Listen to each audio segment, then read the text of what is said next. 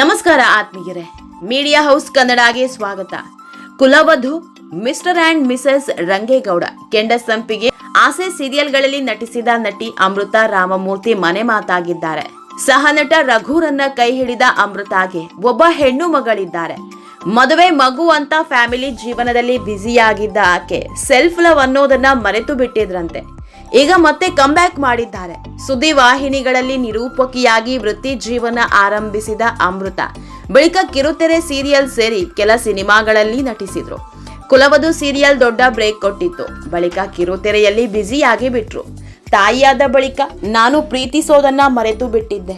ಸೌಂದರ್ಯ, ಮಾನಸಿಕ ಆರೋಗ್ಯ ಎಲ್ಲವನ್ನ ಮರೆತು ಸದಾ ಗಂಡ ಮಗು ಅಂತ ಇರ್ತಾ ಇದ್ದೆ. ಇದೇ ಕಾರಣಕ್ಕೆ ದೇಹದ ತೂಕ ಹೆಚ್ಚಾಗಿ ಶೇಪ್ ಕಳೆದುಕೊಂಡಿದ್ದೆ. ಆದ್ರೆ ಈ ವರ್ಷದ ಆರಂಭದಲ್ಲಿ ಜಿಮ್ ಡಯಟ್ ಮಾಡಿ ಮೊದಲಿನಂತಾದೆ ಅಂತ ಅಮೃತ ಇತ್ತೀಚೆಗೆ ಪೋಸ್ಟ್ ಮಾಡಿದ್ರು. ಇದರ ಬೆನ್ನಲ್ಲೇ ಈಗ ತಮ್ಮ ಕಥೆಯನ್ನ ಬಿಚ್ಚಿಟ್ಟಿದ್ದಾರೆ. ಇದೆಲ್ಲದ್ರ ಬಗ್ಗೆ ಇವತ್ತಿನ ವಿಡಿಯೋದಲ್ಲಿ ಹೇಳ್ತಾ ಹೋಗ್ತೀವಿ. ಅದಕ್ಕೂ ಮೊದಲು ನೀವಿನ್ನೂ ನಮ್ಮ ಚಾನಲ್ನ ಸಬ್ಸ್ಕ್ರೈಬ್ ಮಾಡಿಲ್ಲ ಅಂದರೆ ಮಿಸ್ ಮಾಡಬೇಡಿ, ಈಗಲೇ ಸಬ್ಸ್ಕ್ರೈಬ್ ಮಾಡಿ. ಈ ವಿಡಿಯೋನ ಕೊನೆವರೆಗೂ ನೋಡಿ, ನಿಮ್ಮ ಅನಿಸಿಕೆಗಳನ್ನು ಕಾಮೆಂಟ್ ಮಾಡಿ. ಆತ್ಮೀಯರೇ, ಮದುವೆಯಾಗಿ ಕೆಲವೇ ದಿನಗಳಲ್ಲಿ ರಘು ಹಾಗೂ ಅಮೃತ ದಂಪತಿ ಆರ್ಥಿಕವಾಗಿ ಸಂಕಷ್ಟಕ್ಕೆ ಸಿಲುಕಿದ್ರು. ಬಿಸ್ನೆಸ್ ಮಾಡಿ ಭಾರಿ ನಷ್ಟ ಅನುಭವಿಸಿದ್ರು. ಇಂಡಸ್ಟ್ರಿಯಲ್ಲಿ ನಾವು ಹೇಗೆ ಕಾಣಿಸಿಕೊಳ್ತೀವಿ, ಹೇಗೆ ಇರ್ತೀವಿ ಅನ್ನೋದು ಬಹಳ ಮುಖ್ಯ.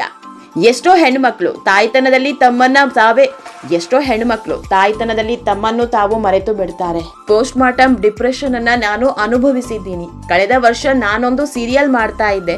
ಆದ್ರೆ ಆ ಪಾತ್ರವನ್ನ ನಿಭಾಯಿಸೋದು ಕಷ್ಟ ಆಗಿತ್ತು. ಇದನ್ನ ಗಂಭೀರವಾಗಿ ಪರಿಗಣಿಸಿ ಸಮಸ್ಯೆ ಆಯಿತು. ಮಾನಸಿಕವಾಗಿ, ದೈಹಿಕವಾಗಿ ಬಹಳ ನೋವು ಅನುಭವಿಸಿದೆ. ಹಾಗಾಗಿ ಈ ಸೀರಿಯಲ್ನಿಂದ ಹೊರ ಬಂದೆ.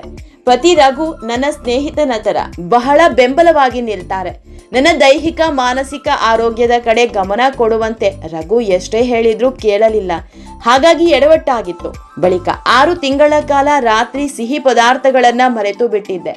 ಒತ್ತಡ ಹೆಚ್ಚಾಗಿ ಬಹಳ ಸಿಹಿ ತಿಂತಾ ಇದೆ. ಇದರಿಂದ 6-7 ಕೆಜಿ ತೂಕ ಹೆಚ್ಚಾಗಿತ್ತು. ಕೊನೆಗೆ ಬಹಳ ಮೂಡ್ ಸ್ವಿಂಗ್ ಆಗೋದಕ್ಕೆ ಶುರುವಾಯಿತು. ಇಷ್ಟೆಲ್ಲ ಆದ್ಮೇಲೆ ಯಾಕೆ ಕೆಲಸ ಮಾಡಬೇಕು ಅಂತ ಕೆಲವರು ಹೇಳಬಹುದು. ಆದ್ರೆ ನಮ್ಮ ಜೀವನದ ಜವಾಬ್ದಾರಿ, ಆಸೆಗಳು ಬೇರೆ ಇರುತ್ತೆ. ಅದನ್ನ ಪೂರೈಸೋದಕ್ಕೆ ಕೆಲಸ ಮಾಡಬೇಕಾಗುತ್ತೆ.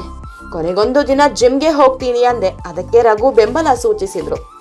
ಆ ಬಳಿಕ ಎಲ್ಲವೂ ಬದಲಾಯಿತು. ಅಷ್ಟೇ ಅಲ್ಲ, ಒಂದು ಸಮಯದಲ್ಲಿ ನಾನು ರಘು ಆರ್ಥಿಕವಾಗಿ ಸಂಕಷ್ಟಕ್ಕೆ ಸಿಲುಕಿದ್ವು.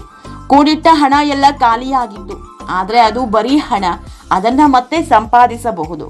ನಮಗೆ ವ್ಯಕ್ತಿ ಮುಖ್ಯ, ಹಣ ಅಲ್ಲ. ಸಪ್ತಪದಿ ತುಳಿಯುವಾಗ ಹೆಣ್ಮಕ್ಳು ಪ್ರಾಮಿಸ್ ಮಾಡಿರ್ತೀವಿ ಅಲ್ವಾ, ನಿನಗೆ ಕಷ್ಟ ಬಂದಾಗ ಜೊತೆ ನಿಲ್ತೀನಿ ಅಂತ. ನನ್ನ ಮದುವೆ ಆಗಿದ್ದು ಬಹಳ ಖುಷಿ ಇದೆ. ಅಂತರ್ಜಾತಿ ವಿವಾಹ, ಬಹಳ ಇಷ್ಟಪಟ್ಟು ಮದುವೆ ಆಗಿದ್ದು. ಹಾಗಾಗಿ ಯಾವುದನ್ನು ಬಿಟ್ಟುಕೊಡಲು ಸಿದ್ಧ ಇರಲಿಲ್ಲ. ಇದೇ ಹೊತ್ತಲ್ಲೇ ಬಿಸ್ನೆಸ್ಗೆ ರಘು ಹಣ ಹೂಡಿಕೆ ಮಾಡಿದ್ರು. ಬಹಳ ನಷ್ಟ ಆಗಿತ್ತು. ಕೂಡಿಟ್ಟ ಎಲ್ಲವನ್ನು ಮಾರಿ ಅಡ ಇಟ್ಟು ಕಳೆದುಕೊಂಡಿದ್ದೆವು. 3 ತಿಂಗಳ ಕಾಲ ಆರ್ಥಿಕ ಸಂಕಷ್ಟ ಆಯಿತು. ಆಗ ನಾನು ಗರ್ಭಿಣಿಯಾಗಿದ್ದಾಗ ಸಮಸ್ಯೆ ಶುರುವಾಯಿತು.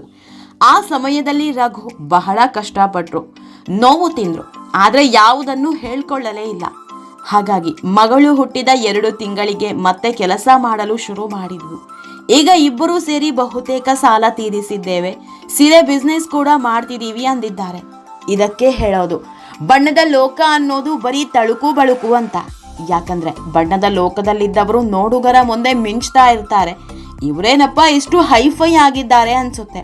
ಆದ್ರೆ ಅವರ ನಿಜ ಬದುಕಿನ ಬಗ್ಗೆ ತಿಳಿದುಕೊಂಡಾಗಲೇ ಅಸಲಿ ಕಥೆ ತೆರೆದುಕೊಳ್ಳೋದು. ಆತ್ಮೀಯರೇ, ಈ ವಿಡಿಯೋ ನಿಮಗೆ ಇಷ್ಟವಾದಲ್ಲಿ ಲೈಕ್ ಮಾಡಿ, ಶೇರ್ ಮಾಡಿ, ಕಾಮೆಂಟ್ ಮಾಡಿ. ಇನ್ನೂ ನಮ್ಮ ಚಾನಲ್ನ ಸಬ್ಸ್ಕ್ರೈಬ್ ಮಾಡಿಲ್ಲ ಅಂದ್ರೆ ಮಿಸ್ ಮಾಡಬೇಡಿ, ಈಗಲೇ ಸಬ್ಸ್ಕ್ರೈಬ್ ಮಾಡಿ.